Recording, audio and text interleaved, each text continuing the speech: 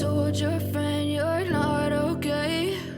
And tell me what's wrong and why you never said you felt that way. And guess you're trying to stay strong and fake a smile until I look away. But I've known you too long, it hurts to watch your blue eyes fade to gray. Hi, and welcome to my little corner of BookTube, my channel, Jack and the Book Stack, where I talk about a wide variety of genres of books and the bookish lifestyle. If those are things that you enjoy, please be sure you are subscribed. I just finished filming a video for 10 books that have made me cry, and one of the books on this list has inspired me to do a 24-hour readathon dedicated to this author. I want to see if all his books make me as emotional, so that's going to be the journey of this video. The book that inspired this journey is A Man Called Ove by Fredrick Backman, and this is a book that caught me by surprise. This book reminded me of the Pixar movie Up because it's about a seemingly grumpy old man who in fact has a heart of gold and shows his kindness throughout the journey. I thought Ove's perspective was incredibly interesting, and I thought the writing was incredible. It was almost comical at times, which is kind of strange because starting out in this book, Ove's an old man, he's grumpy, he's lived his life, he doesn't feel like there's anything left for him, so he wants to take his own life. And you would think that this topic would be very emotional and upsetting, but the way it's written is almost a little bit funny, and I feel bad saying that, but all his attempts to carry this out are spoiled and something comes up, and it happens to be something that is positive and makes him want to keep carrying on, but in his grumpy ways. So it was interesting because there's all these different emotions coming in, and this was a great character journey. Fantastic book if you like character-driven books, but it also made me sob. It hit me so hard. The other book I've read by Fredrick Backman is Anxious People, and this is a fairly popular one, and I was wondering if something was wrong with me because at the 60% mark, I was going crazy. I hated everybody in this book. I couldn't stand it. I wanted to DNF it, and I actually posted a poll on Instagram if I should keep going, because when something is so hyped and I hate it as much as I did, I'm like, there has to be a reason. There has to be a reason I'm hating these characters. And it turns out I was right. The poll on Instagram told me to keep going, so I did.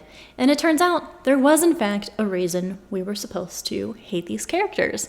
And it all came together, and I think this one also made me cry towards the end, and it completely caught me off guard because I hated it at first. The plot of this one is there is an open house at an apartment that's for sale, and it's spoiled when there's a failed bank robbery, and the bank robber runs into the open house and ends up holding everybody hostage. I don't want to spoil too much about the plot of this book, but part of the summary from the inside flap, each of the people in the hostage situation carries a lifetime of grievances, hurts, secrets, and passions that are ready to boil over.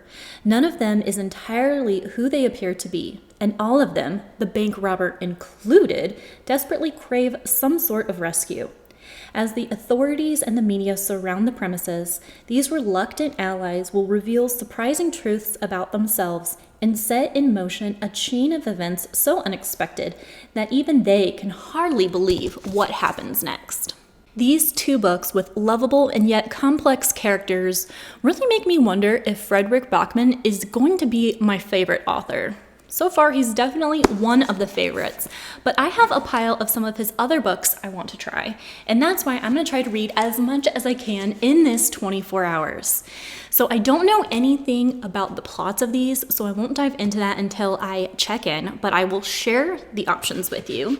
So I have, let's start with this one because I think it's his most popular, and it's Beartown. I know this one involves hockey, which is why I've kind of always avoided it because I don't like sports and hockey, but I thought I'd give it a go because, as I said, I'm trying to check out this author. So that's one that I absolutely have to read. And then I have Britt Was Here. Again, don't know anything about this one, but excited to check it out, see what it's about.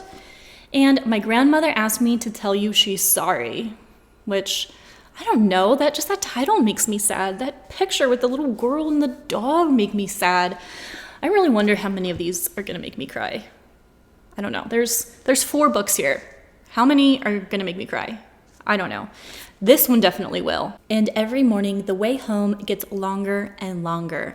This one is super short, but I know this is gonna be very heartbreaking. Like, I can already prepare myself. I think in this one, the grandfather has dementia. I've seen some other booktubers talk about this book and how even though it's super short, it is packed with an emotional punch that made them cry. So I think this one definitely will. So these are the 4 books I have options for in my 24-hour Fredrick Backman Read-A-Thon. I feel like it might be emotionally devastating, so I'm not gonna force myself if one of these like completely cripples me, but I do want to see which ones I can get through. Definitely Beartown, first priority, because I think that's the most popular one. And then this one's super short. I have to be able to knock this one out. I think I'll also start with the Britt audiobook. So we'll see if I can get to the grandmother one. I don't know if I'll have time. I don't know if I'll have the capacity to, if these ones destroy me as much as I expect. So that's it. Let's get started.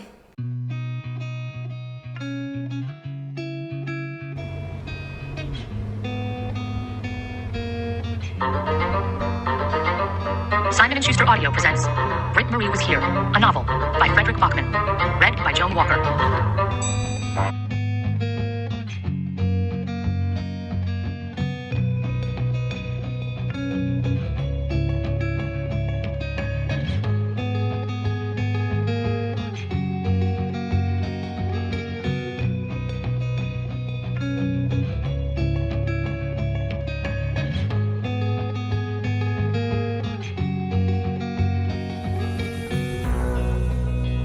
Our elbows, the objects, eat your fucking food, to Sunny. When Omar and Dido were done, they stand up and ran into another room still laughing. Jacob puts a plate on the draining board and trouble their compulsion never to buy anything new. People really do change when they travel. Tea. In the children's defense, they didn't think Toffee was obviously done on purpose, but none of them believed Tony would actually hit the marks. It so happens that Pat, in an even blacker mood than usual,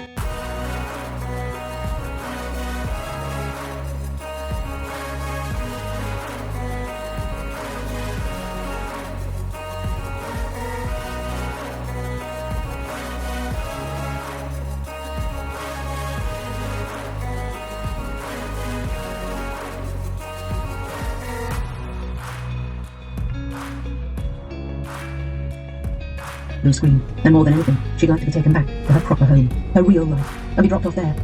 She's not ready for enthusiasm. He tries to say something when they stop, but she gets out before he has time.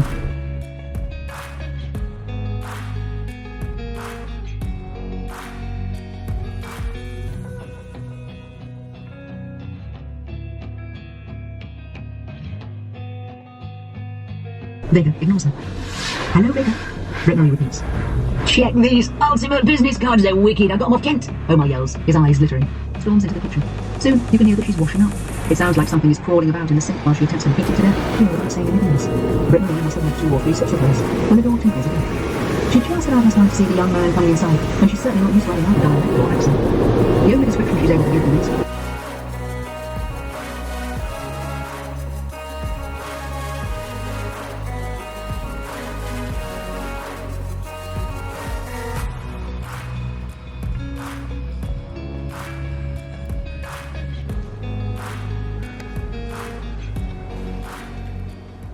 I just finished the first book in my 24-hour Fredrick Backman Read-A-Thon. Britt Marie Was Here, and it was fantastic. I said going into these books today, I don't know anything about them, about the plot or anything, but looking at the summary of this one, like the last section says that this is funny and moving, observant and humane. Britt Marie Was Here celebrates the unexpected friendships that change us forever and the power of even the gentlest of spirits to make the world a better place.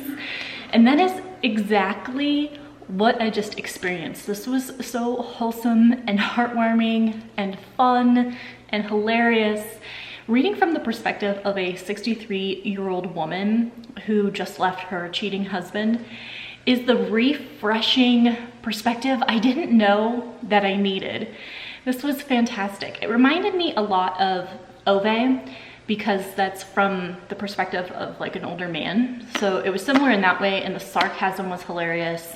This also reminded me a little bit of Sheldon Cooper from Big Bang Theory, purely in the sense that he doesn't understand sarcasm. So there's one scene where Britt Marie is thinking, this situation's a little bit awkward. I should give this woman a compliment. So she's looking around trying to see what she can compliment, and she says, it's very courageous of you to wear such a short hairstyle like a boy, especially when you have such a large forehead. And in her mind, her intention is to be kind and give a compliment, but the outcome is that she is offensive.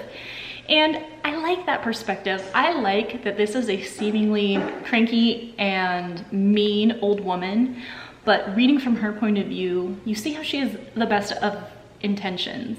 She likes things a certain way. She really thinks things need to be proper and particular. She cares what other people think, but she's kind of socially awkward in that way. This is a very character-driven story as Britt Marie is looking to start over, I guess. It's kind of sad or cute in the beginning. She's looking for a job because she just doesn't want to die and have nobody know, and then she becomes all smelly and gross. So she figures if you have a job, people will notice if you don't show up anymore. So she finds a job to work in this recreation center. She has to move to this small town in order to do this job. It's a very small town that's been impacted by a financial crisis, and it is a very small town. It has those small town vibes, found family vibes, because everyone's really, really close. And she finds herself involved with the neighborhood kids in their soccer team or their football team. This book must be the US version because it says soccer in it, but the audiobook I was listening to calls it football, which was kind of interesting. But the narrator also had an accent, so pretty sure that was like the UK edition, but same thing, right? You get the point. That's the sport they're playing, soccer for us here in the US. Football everywhere else in the world. But it's just really cute how she gets involved with these kids. She actually becomes the coach of their team. This was definitely a sweet and emotional one, but I did not cry in this one like I did Anxious People or Ove. So that was good. I recommend this for you if you like small town vibes, found family, character driven, sarcasm, if you like Sheldon Cooper. Those are the kind of vibes I get from this book, and I really enjoyed it. So now that I've finished that one, so next up, I am going to crack open Beartown. I said this was my first priority because I think this is one of Bachman's like better known books. So I want to see what this one's about. I think it's an HBO show too, if I'm not mistaken, show or movie. So maybe I can even watch that this weekend or something. So that's the first reason I wanted to read this one today. And then second reason is because this exact edition was a gift from my friend over at Luna's Library. I'll go ahead and link her channel so you can check her out. She sent this to me from my Amazon wish list because I want to give away on her channel. So cool. So I have to read this for those two reasons, because it's popular and because I want to tell Miss Luna's Library that I read it and what I think about it. So I'm gonna go ahead and get started. I know you told your friend you're not okay, and tell me what's wrong and why you never said you felt that way. And guess you're trying to stay strong and fake a smile until I look away. But I've known you too long, it hurts to watch your blue eyes fade to gray as you fade away. As you fade away. Yeah, I'm about to fade away, cause every time I wake up I feel like it's Monday. Something's going wrong with all the chemicals up in my brain. All of a sudden I don't look at anything the same way. Got a buildup of my thoughts sitting in an ashtray. I'm sorry that I'm so inconvenient, okay. Just let me be me and I'll stay out of your way. I can see the way you look at me, I'm such a disgrace. I never really asked to be brought into this place. You wanna love me? Well then baby have a taste. All the highs and the lows, no you'll never be the same. I don't really wanna hurt you but I can't control the pain. If you're sticking by my side maybe we could be okay. Okay, maybe you could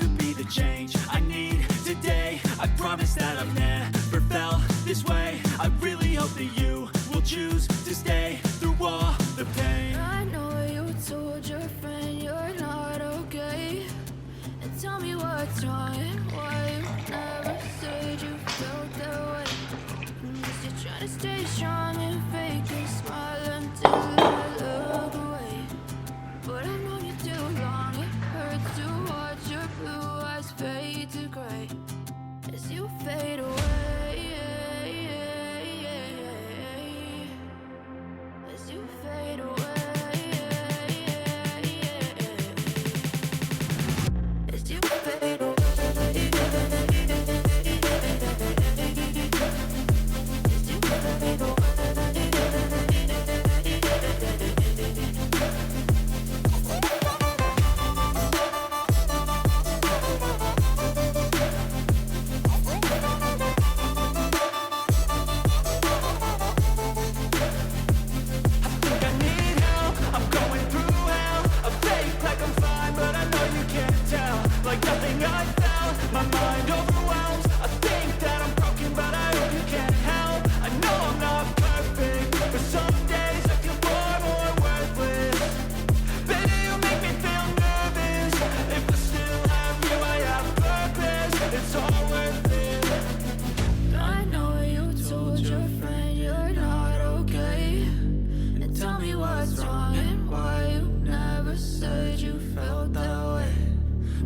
Trying to stay strong and fake a smile until I look away. But I've known you too long, it hurts to watch your blue eyes fade to gray as you fade away. As you fade away. As you fade away.